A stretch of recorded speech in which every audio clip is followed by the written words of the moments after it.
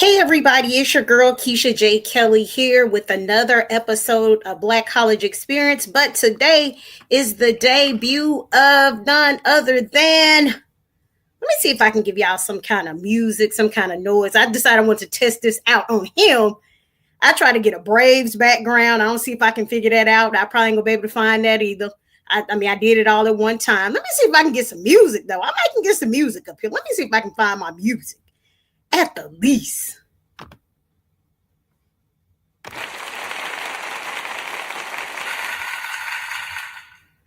Yeah, I heard my little music. Yep, that's my little music. So today is the debut of Kellz Runs the Play. This is the first of many segments where we're going to bring a blast from the past to talk to an athlete from a HBCU to see where they are, what they're doing. And guess what?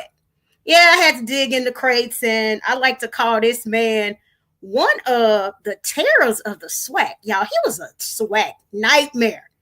He was a SWAC nightmare when he played for Alcorn State. But listen, I hated when he played Southern University. Loved to watch him play, but I was so glad when this man graduated. But I'm not gonna hold it up because I don't want to take up his time. I want to respect his time. So we're gonna go ahead and bring on none other than former Alcorn State University Braves quarterback, Lennoris Footman. Hello, hello. Let's see if I can. Hey, how are you? Hey, I'm good. How are you? I'm good. I don't know. Look like, oh, there you are. I'm saying, look like you froze or you're something, but I see you now. All right. So first, I'll say thank you so You got much me. for joining me. Can you hear me?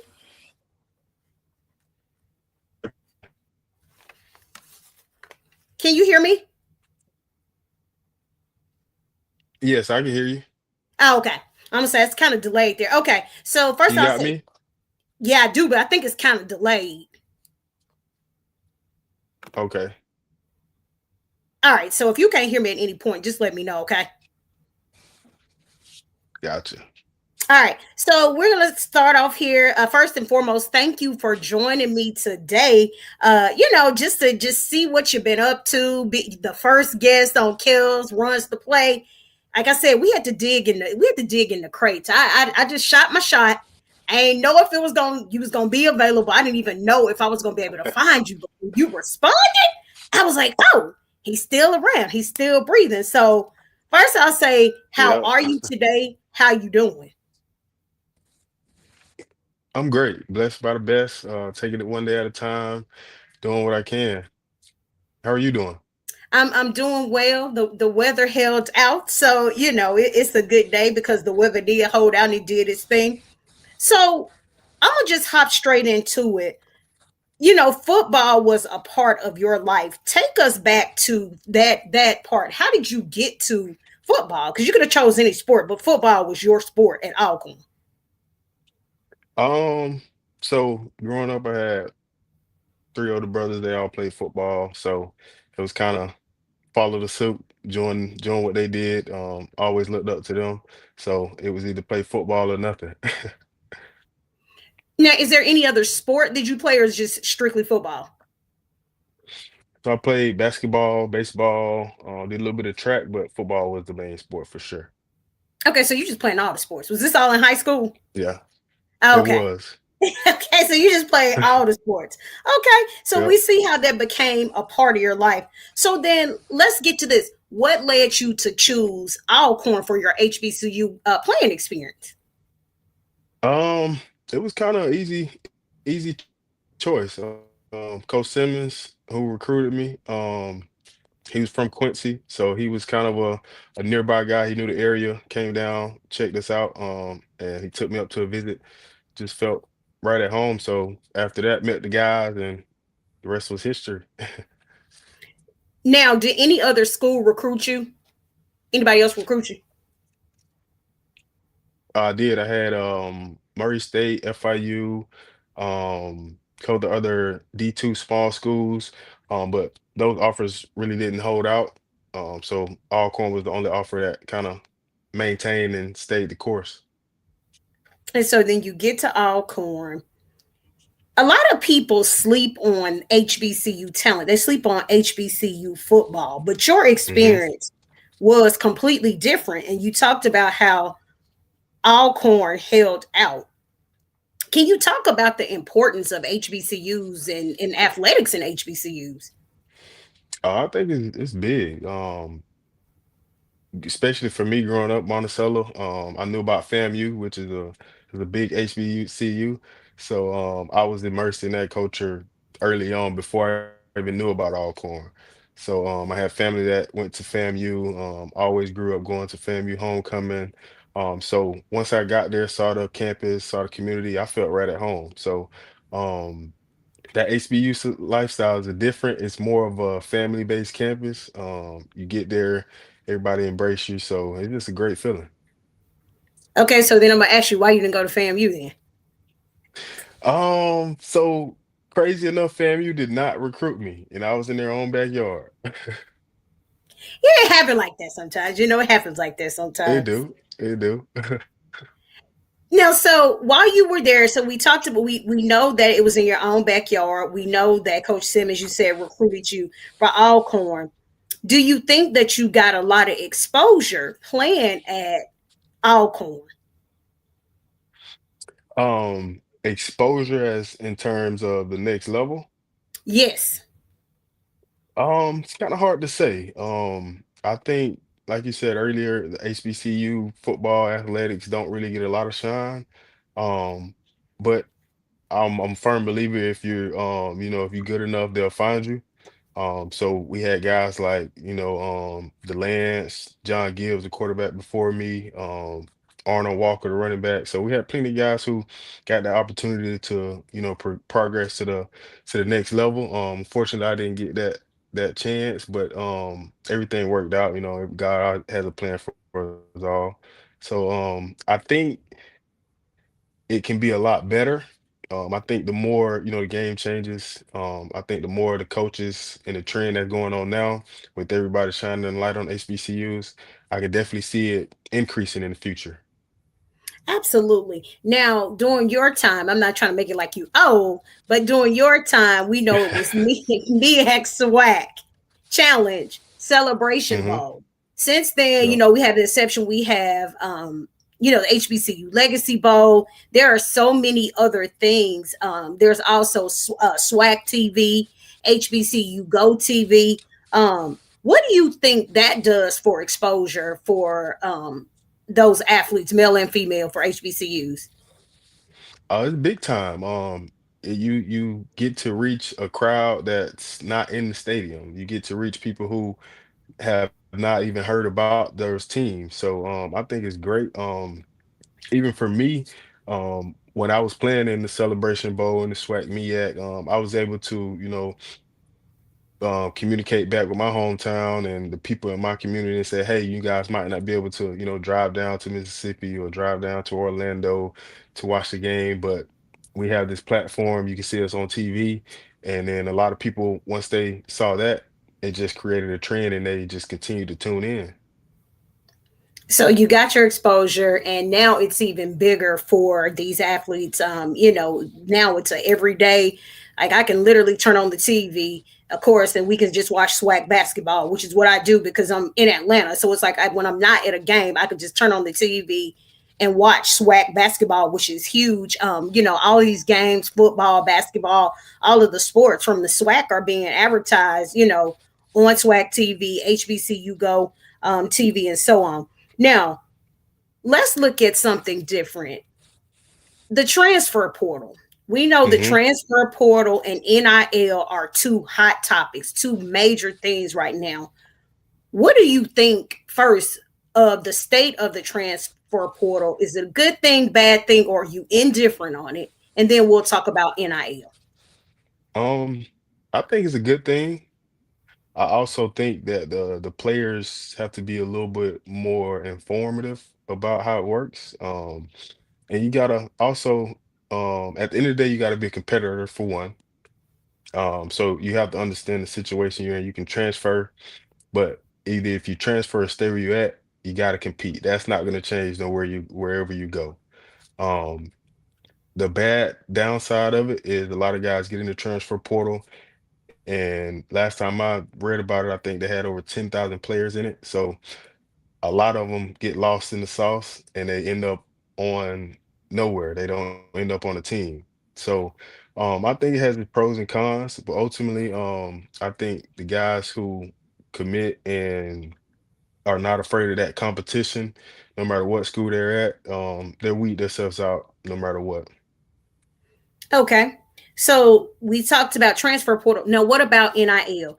NIL is that's also a hot topic. We see, mainly guys. We see girls and guys, but mainly guys that are moving and shifting, and not necessarily always in the HBCU landscape, but in Power Fives and other conferences, we see them shifting in these bigger schools with NIL. What do you think the state of NIL will be, let's say in just 5 years? Because we see where it is now. What do you think it'll be in like 5 years? Well, first I said I love NIL deal. I think it's great. I'm all for the players getting paid. Um, Especially when you got certain players that bring certain type of crowd, that's bringing certain type of energy, that's bring a lot of aura to the game. And in 5 years, I see it kind of taking over the landscape. I see a lot of guys having a lot of control and say so of how they approach a team. um and I just think the power is in the players' hands, because ultimately the players, they're the ones who's out there, sacrificing their bodies, putting in the time. The fans come to see the players, they show up for the players. So I think in 5 years, I think a lot of players will be able to benefit from it. Sad to say we didn't get to benefit from it in our time, but but I'm glad the guys, in the game now are able to benefit from that. Okay, let's just say you did get to benefit from it. Let's just say it was around your time. Any what particular brands? Is there anything in particular you would have wanted for NIL? Honestly, I would have been happy with anything. And well, now that you say that, I kind of caught a little bit on the tail end. So it was maybe a year after I finished playing.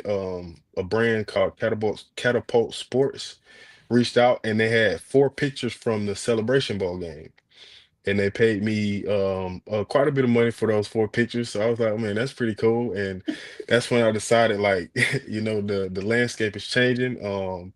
And it just showed me, like, we put all this effort, this energy, a lot of emotion, passion in the game, and it's only right that we get a small reward for Y'all, that's a bar. Y'all see how he slid that in there? They pay me a it. good bit amount of money. Listen, even if it was after the fact, because now people just copy paste and do whatever with your pictures, and they Yep, all over the place. But the fact that you were able to get paid off of it is a great thing, and I'm with you. I'm all for NIL. I feel like it's the same thing with the transfer portal.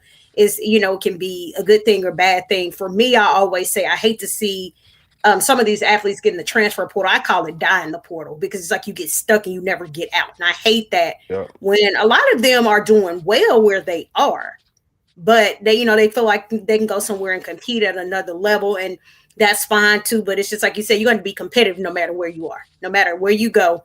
You still have to compete. But hey, I'm all for it. The pictures, whatever you can get, pictures, whatever you can get out of it, I'm all for it. So now, how would you describe your culture, the culture of Alcorn football on game day? What was that like? on game day. Mm-hmm, From my experience, mm-hmm. regular games and rivalry games and homecoming, two totally different experiences. Okay, take us down each one by one. Okay, so my experience, regular game, we have a little different experience. We have the pregame walkthroughs, pregame meal, meetings, etc. But in the midst of that, you do get to, interact with the fans. You have a lot of alumni that show up, that have access to us. So that's great. Regular games like non-conference games or not homecoming, those are great. The energy is the same, but there's nothing like rivalry games and homecoming games. Like you said earlier, anytime we played a Southern or a Jackson State, you already knew. at 6 in the morning, you're gonna walk outside, you're gonna smell the grills, you're gonna see the people tailgating, you're gonna see everybody outside cooking breakfast. And that just once you see that, that brings the excitement from the time you step out in the morning at 6 a.m. It's like, okay, it's football time. um, and then you get to the homecoming. That whole week leading up to the game is just crazy. You got all kind of events going on. Of course, we couldn't partake in any of the events before the game, but you hear about it, you see it on social media, and ultimately, it's hard to stay focused because you have so many distractions going on. You got the students doing one thing, you got the parties, you got the alumni. Like I said, they're out there having their alumni parties. They're coming to the practices. I'll never forget the first homecoming at Alcorn. We were at practice, and it was a Monday afternoon. And we look around at the practice field, and we see a whole bunch of people in their RVs just pulling in. And I'm sitting there thinking like, well, we still got 5 days left to the game. And then a couple of the older players like John, Arnold, those guys was like, you just wait till Saturday. You're gonna look out there and it's gonna be packed. And sure enough, there was no room for no cars, only standing room. That was the only room out there. So it's a great experience, great atmosphere. Of course, everybody wanna get there and see you win. So that was the main thing. But after the game, a lot of great food, a lot of good time, great music, and just a great experience. So you were able to celebrate after the fact. Absolutely, for sure. Okay. Because And I then always wonder, the I always caveat was wonder, always like, winning. yeah, the focus is like, I know it's always so hard for the football team, because you got all of that stuff going on. It's like you say, you got alumni coming in, you got just the stuff that's going on campus, you got Greek shows and concerts and all just everything that's going on. And then you got the football team that has to stay grounded because Yep, despite all that's going on, everybody's coming there for that game. So they depended on the football team to bring it home while he's doing all this stuff around the football team that the football team can't even participate in. Crazy times. yep. Coach Very, Coach Matt used very. to always Coach Matt used to always tell us, well, they don't never remember who performed at the concerts or what happened at the party, but they remember if you won homecoming or not. He got a point. He got a great point. Absolutely, because it's the conversation from years to come, and then it's always the get back. If you lost, it's Yep. always the get back. You got to have the get back. So now, during your time, how did you lead as a quarterback? Because that's a lot of pressure. You're the leader basically of the team. How did you lead as the quarterback? It was kind of easy for me. So I played quarterback in high school. I was a ninth grade starter quarterback. So I was kind of Wait, used to it. hold on. Y'all heard that second flex? That's a bar. He was ninth grade. He was a Yeah. starter. All right, go ahead. Yep. So I started ninth grade. And like I said, I had three older brothers that played football. So it was like riding a bike for me. So I mean the pressure was never really there. I just looked at it as going out there, having fun, doing something I love to do. Um, and then when I got to college, it was kind of the same. I kind of kept the same mentality. I was always hard worker. I enjoyed working out, enjoyed doing the little things, from the film to working out to getting out there with the guys, even without the coaches there. So it was easy for me. I like to say I'm a natural leader.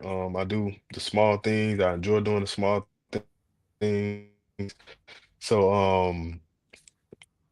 I will say the hardest thing was kind of just once you get that success and you get to what you think could be the pinnacle is you kind of get a little lackadaisical. So you got to have some guys around you that can keep you grounded, some guys that can remind you, hey, we still got a lot of work to do. But other than that, the leadership part was easy. It makes it a lot easier, like I said, when you got some guys around you that keep you grounded and keep you focused on the main thing. So, do you have one game or one moment from your Alcorn career that still stands out with you? Like there was like one particular moment, and I know it was a Oh, for lot of moments. sure. For sure, the Okay, what's Southern that game, moment? Give us that absolutely. minute. Give us that moment. It was the Southern game for sure. I'll never forget that game. I like to think of that game as my coming out party for sure. It's so crazy because that was the first game that it was a downpour, the weather was horrible. So as it was going on, I'm always prepared and ready on the sideline, of course, but you never expect it to happen the way it did happen. I think it was the second play of the game when John went down, and then it was like it was go time. So you don't really have time to think about it. You just reacting. You just going and going and going. And that game, it was I remember it as a blur because I just remember going in and just thinking to myself, okay, this is what you've been waiting for. Now you got your chance. Don't look back. Don't leave no room for error at all. And ultimately, that's what I did. My teammates, they did such a good job of just speaking life into me. As soon as I stepped on the field, like, okay, yeah, we finna go. They had no doubts in their mind, even when I wasn't the starter. It was like, oh, we still gonna win this game even with the starter down. So that played a major role. And me believing in myself, I knew the type of work I put in. I knew the work ethic I had. I knew when my time did come, I would be prepared, and I most certainly was prepared. So that game, like I said, was a blur. I just remember a lot of running, a lot of rain, socks soaked, cleats soaked, and it turned out to be a really fun game. I remember the guys was sliding in the puddles and everything. Everybody just diving, and we got the win, and that was the most important thing. Of course, that's your favorite game. Of course, that's your favorite game, and y'all got the win. Of course, of Yep. all the games, of course, the Southern game was gonna be. And so, and that's always the most important thing, especially when you got rival games. And we know over time these games have gotten really, really intense. Um, hmm but as a quarterback, what was one of the toughest? Let's see what like the toughest adversity that you had to overcome as a quarterback. The toughest adversity, probably being injured. Definitely being injured, and you know still wanting to compete at a high level. I went through it. John went through it. The quarterback Noah Johnson went through it after me. So that's probably the hardest thing, just being injured. And it's not like a selfish thing. It's just being a competitor. You want to compete at the high level. You want to, contribute to the team's success. So that's definitely the hardest thing. But ultimately, um, we had a great quarterback room. We were all for each other, and we knew if one guy went down, next man up, and we was gonna cheer that guy on, whether we wanted to be in there or not. So being injured was tough, but I was glad, I had a guy behind me that could still lead the team to success and still keep the team going. So it's crazy that you say that because I was having this conversation with a couple of my friends and we were saying this, they were saying the same exact thing. They were like, the thing about it, if one went down at Alcorn, the one coming in behind was just as good. So it's like Yeah. you just get tear after tear after tear after tear. It wasn't no losing. It was just like you just getting great quarterback after great quarterback. And to your point, y'all did have a great quarterback room, which is why I said I was glad when all y'all graduated. I was glad when your time was over because it was literally those were the great times. You're not saying that things can't be, but those were really great years for Alcorn. It really was. Now, for people that are outside of HBCUs, we know they don't really understand the level of play, the culture that we have. What do you tell those people that are looking at HBCUs? What do you tell those people about athletics over at like a Alcorn, a Southern, a Jackson State, Alabama? And what do you tell those people about athletics at HBCUs? I tell them the game is just as fast. Like you got big guys, you got fast guys. There's really no difference. Everybody's out there competing to the best of their ability. Everybody's giving 110%. The only thing I would tell them is maybe the biggest difference would be the facility wise. The Power Five schools, they have, the million dollar facilities, the $1 million recovery rooms. That's one area we lack in, but we make up for it, and using what we have and maximizing that. But when it comes to athletics, I don't think there's a drop off. Like I said, the same type of athletes you find at a Power Five school, you can find them at a HBCU, and I'm so glad that I didn't get to play against Shador, but I'm so glad that he went the route he did because he's a perfect example. He started out at Jackson State, now look where he's at now. So, anytime somebody do bring up that conversation, I point him out and say, hey, here's a guy who went the same route, that I did, went further. So that stereotype of there's a difference in athletics or athletes, that stereotype is no longer valid. Well, that's a great point. That's a great point. So let's flip it over to game day. Game day. Okay. If you can remember, what was the songs that you listened to? What was your motivation? What kind of music did you listen to on game day? Let's see. I had quite a few. I would say Phil Collins, In the Air. That was one of Y'all them. see, y'all may not know about Phil Collins. I know about Phil Collins, but in the air tonight is what that's it's a vibe. It's a Yeah, vibe. It's yeah. definitely a football vibe. So I'm listening to that one right before I go on the field. I'm listening to that right before I go on the field. What else? A lot of Lil Wayne. Uh, let's see. It was so much. It was so much. I had a playlist. I just click the playlist and just let it go.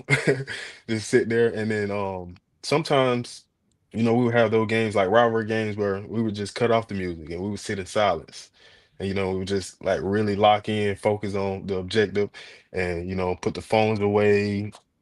Nobody's on their phone. There's no music in the locker room. Everybody's just sitting there with their game face on. So, a little bit of both. But the playlist always came in handy. On the bus trips, the long bus trips to keep you focused. But anytime we play in a Southern, a Jackson State, or a Grambling, yeah, we turning the playlist off, we turning the music off, we putting our game face on, and we were getting ready for war. So I'm gonna assume which one of those games. I'm just gonna assume one of those. What game did you look forward to the most? Let me just ask you that, Out of those, or just in general. in general, had to be Jackson State. I mean, Okay. everybody always say if you do anything, you gotta win against Jackson State. You can lose the rest of them, but we do not lose to Jackson State. No matter what, we don't lose to Jackson State. So always look forward to that one. So now, what advice would you give young quarterbacks coming up today? Ones that might want what they want to go to Alcorn, they want to go to another HBCU, or they just want to play football in general. What do you tell those young quarterbacks? So the first thing I tell them is you got to be committed. If you're not committed, you can't expect to get the type of results that you want to get. That's just a simple thing. You got to be committed to what it takes. You got to be committed to being coachable. You got to be committed to being prepared. There's so much that go into the game of football, not just a quarterback, but quarterback specifically. You got to be committed because you're the leader on the team. You're the coach on the field. You take on all the responsibility of the other 10 guys on the field. You have to know what they're doing, when they're supposed to do it, where they're supposed to be lined up. You have to know everything. So that's the first thing I tell them. You have to be committed to what comes with that role. If you're going to be overwhelmed, if you're going to get rattled, if you easily, emotional, can't be a quarterback. You got to be able to you got to be able to control your emotions. You got to be able to stay even keel the entire time. And then the next thing I would tell them is you got to have a short memory. So you got to be able to throw a touchdown in one play and then come back and maybe throw an interception and still have that same level of confidence the third play. So because at quarterback, you never know. You can have a great game, you can have a great series, and in the next series, you might come back and throw an interception. So you got to have a short-term memory, and you got to be able to move forward because in the football game as quarterback, if you thinking about that last bad play, your next five plays are going to be bad as well. But Mm. if you can stay even keel, if you can stay focused and continue to have that momentum, then you'll be just fine. And then the last thing I would tell them is always have fun when you playing. At the end of the day, we all grew up playing football as a game. And to this day, it's still just a game that everybody out there loves. So if you're not out there having fun, then that's the first thing you're doing wrong. Because if you're out there being serious and, getting too involved, getting too emotion, that is not going to turn out. Yeah, he dropping the quarterback nuggets. He telling y'all the gems. He telling y'all what to do. I mean, that's for y'all that want to play quarterback. I mean, that's not me. But he dropping the gems for y'all. And that makes a lot of sense. So now, Celebration Bowl. Do you ever think back to Celebration Bowl and something you would have done different besides win, of course? Hmm. What else would you do? You think about that because that was a lot of trips to Celebration Bowl. Do you think about Celebration Bowl? I do. I do. Actually, a couple years back, I went back and rewatched it, just to watch it, from a spectator's point of view. And I don't think there's anything, like you said, other than win that I would prefer to change. I do look back on it and just reminisce about, the time we had leading up to the game, the experiences we had, the teammates that were there. But ultimately I think that was a great game. Well, I take that back. One thing I wish I could change is Tariq Cohen's game. The game he had when we played him. That'd probably be the only thing I would change. But no, he had a great game. Shout out to those guys. But that experience was one of a kind. Atmosphere was great. We got to play in Georgia in the Falcons Stadium, so that was a one in a lifetime thing for me. But other than that, everything was great. I love it. Shout out to all the guys that was down there with us. Didn't pull it off, but left a lot of blood, sweat, and tears down there. And I believe we have some memorabilia in the College Football Hall of Fame down there. So that's a plus as well for being the first team to play in that Celebration Bowl.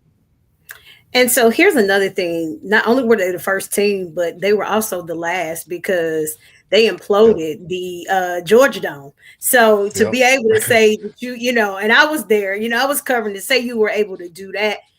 It was, and Tariq he did. Yeah, it was a major game, but Alcorn traveled really well. That was, and after that, everybody just. But I don't think. Well, I haven't missed Celebration Bowl since inception, and so it's always good to see different teams.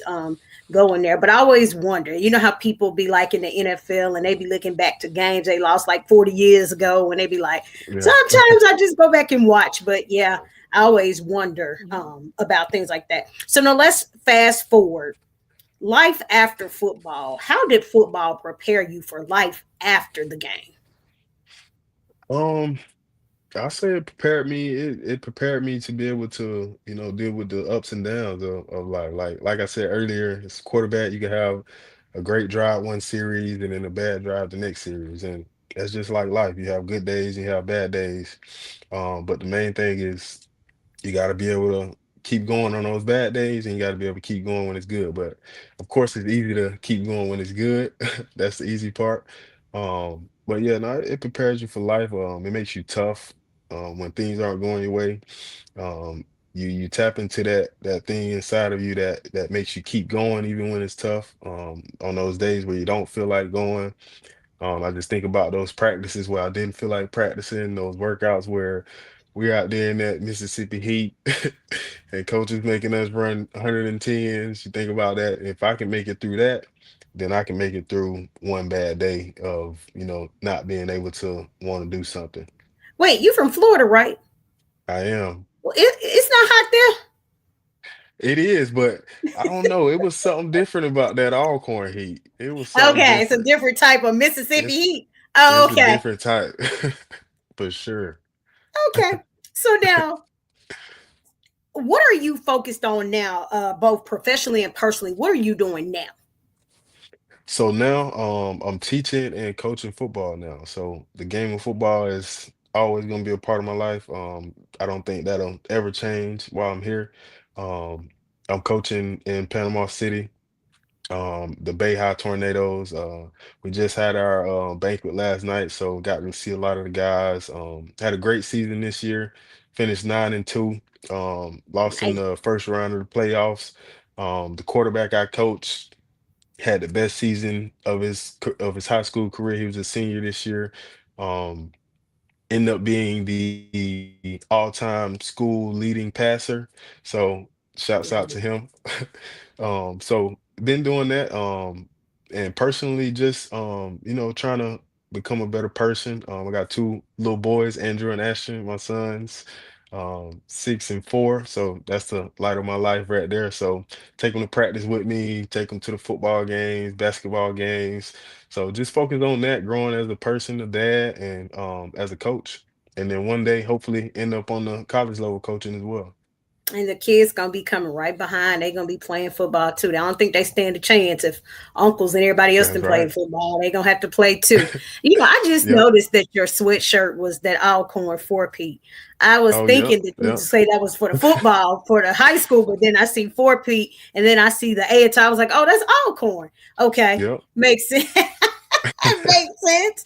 Makes sense. So now, what do you want people to remember about Lennoris Footman as a person and a player? Um, as a player, I want them to remember me as somebody who, went out And there and not gave that them game against Southern. Not that game. Not the first game when y'all was out there splashing and rolling in the mud.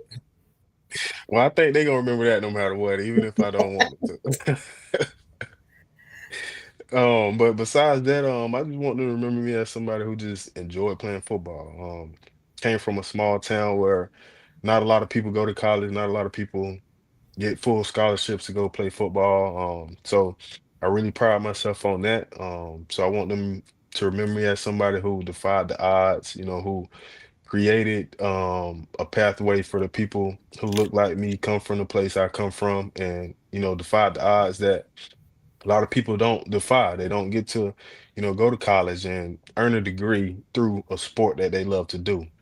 And as a player, I would just want them to remember me as somebody who, like you said, was a part of this four Pete right here, who, 4P. yep, who that that legacy at Alcorn, who turned things around. Was a part of that. Not just myself, but a lot of guys that was in that class before me, in the class that I was a part of. And just remember me as a winner. Anytime I get to go back, I love seeing all the alumni, love, being at the tailgates, reminiscing about all the games, and just having that fellowship. So hopefully they can remember me as somebody who just enjoyed being there, humble guy, um, always enjoyed playing the game of football and love being around my people at Alcorn. Now, do you have a mentor? Anybody that like mentors you? Anybody that you looked up to? So I have several. So the head coach at the school I'm at now, he was my high school head coach. Okay. So he's been mentoring me pretty much since then. Anytime he has a coaching position open, he's always calling, "Hey man, can you come out here and coach with me? I need a quarterback coach."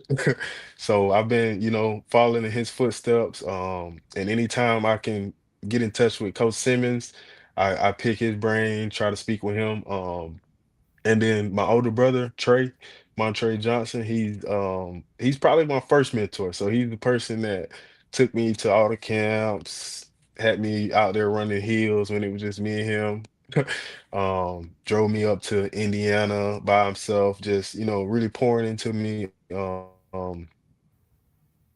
really showing me that, hey, all you got to do is take care of the football part and I'll make sure you get to, where you're going.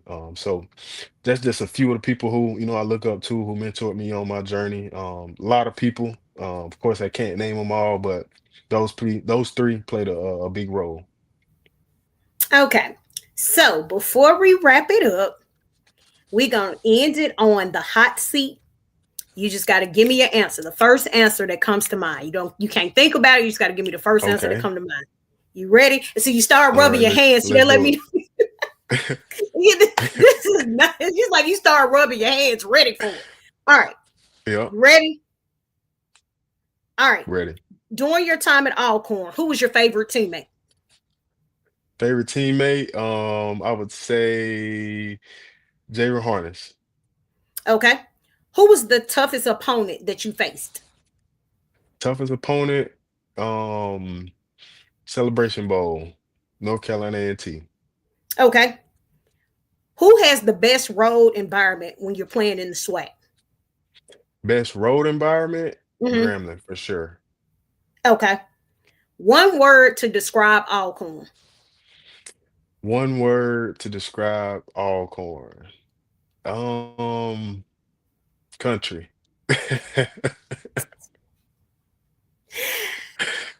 Outside of football, what's your favorite sport? Outside of football, favorite sport? Basketball. Favorite touchdown or drive that you can remember? The touchdown in the Celebration Bowl to my man Tonka George. Okay. Flats or drums? Both. That's so greedy. That's so greedy. Okay. But I Lemonade go or tea? go flats. Okay. Lemonade or tea? Lemonade. Lemonade. LeBron or Jordan? LeBron. All right. Final question. Name 5 HBCUs and Alcorn cannot be one of them. Okay. You got FAMU, Southern University, Jackson State, and Prairie View, and let's go Howard. Okay. I can take that. I'll take that. If you had the name Southern, I was gonna think something was really going on here, but I'll take it. I'll take it. So I will say thank you so much for joining me today. I really, really, truly appreciate seeing where you are now. It sounds like you're still doing wonderful things, especially when they can call you up like, "Hey, come coach." That Yep. means that you have done a great job, and you're still doing a great job with what you're doing. It is so good to hear that you still the man, you still reminiscing, you still telling the story, and it's great that you could take us back down memory lane. I say Alcorn made you, football shaped you, and the journey still continues. Lennoris Absolutely. Footman, salute the GOAT and one of the SWAT terrorists. Thank you so much for joining me tonight. Thank you. I appreciate it for sure. All right, well, you be safe and good luck on your next venture with those guys out there. And the two little boys, I look for them in about 10, 15 years playing Yep. football. They up next. All You be right. safe as Thank well. you. Good Thank night. you. Bye bye.